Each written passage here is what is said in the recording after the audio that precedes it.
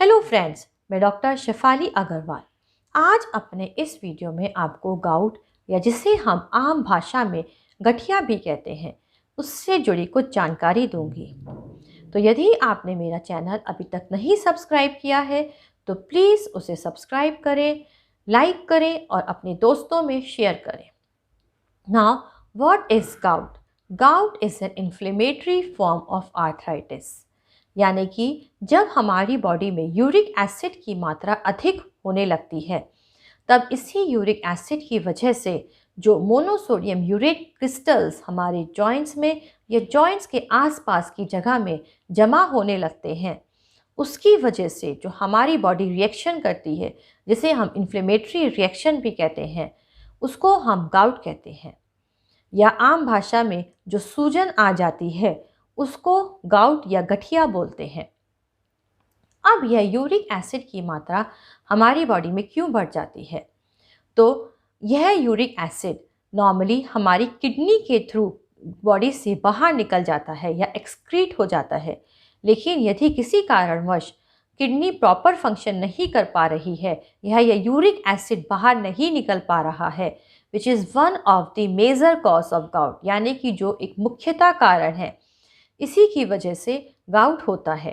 या फिर सेकंड, हम ऐसे खाद्य पदार्थ ले रहे हैं जिनमें प्यूरिन की मात्रा अधिक होती है, क्योंकि यही प्यूरिन यूरिक एसिड में कन्वर्ट होकर किडनी से बाहर जाता है।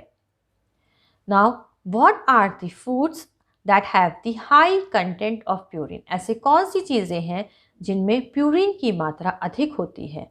तो first is alcohol.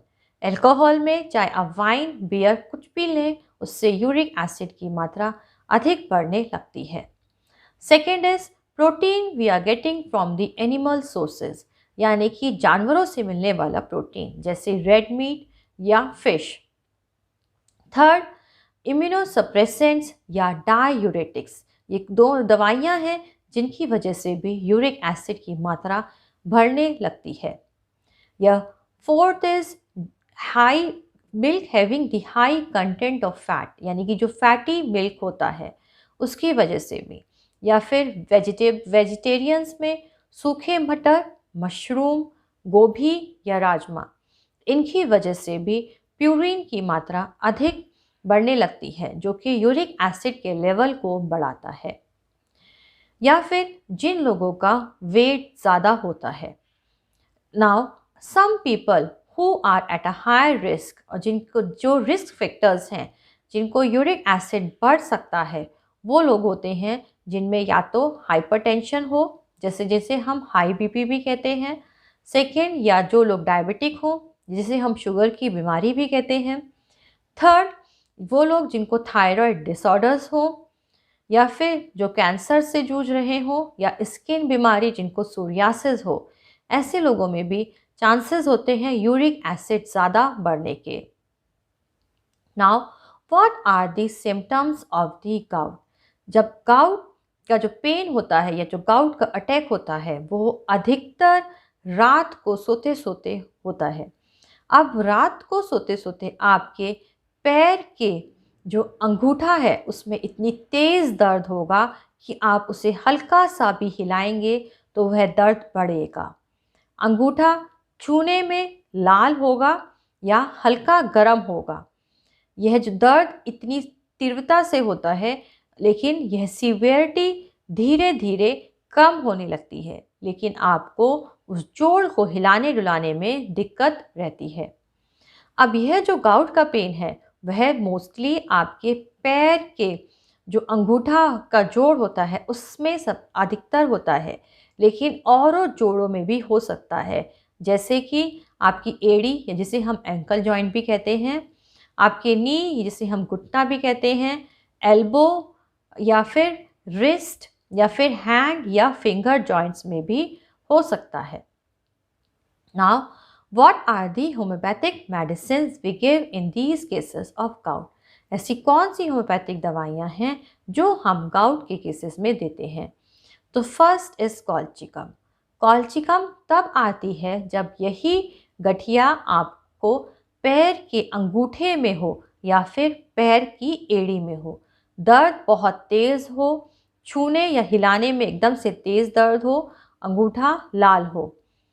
Colchicum 30 potency में दिन में 3 से 4 बार दीजिए, ये बहुत अच्छा वर्क करती है।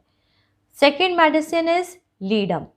लीडम तब आती है जब यही गठिया या तो आपके पैर के अंगूठों में हो या फिर एड़ी में हो।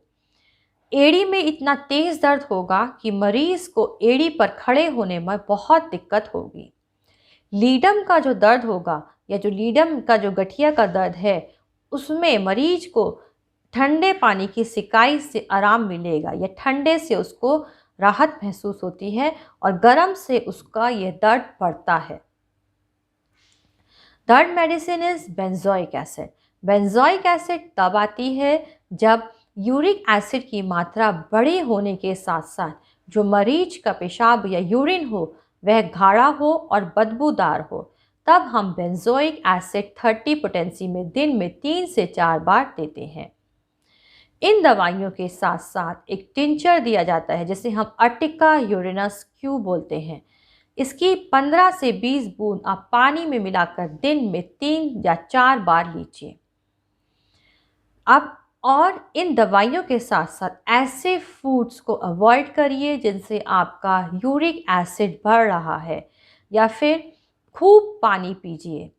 पानी आपकी बॉडी को डिटॉक्सिफाई करता है और किडनी के फंक्शंस को प्रॉपर बनाए रखता है।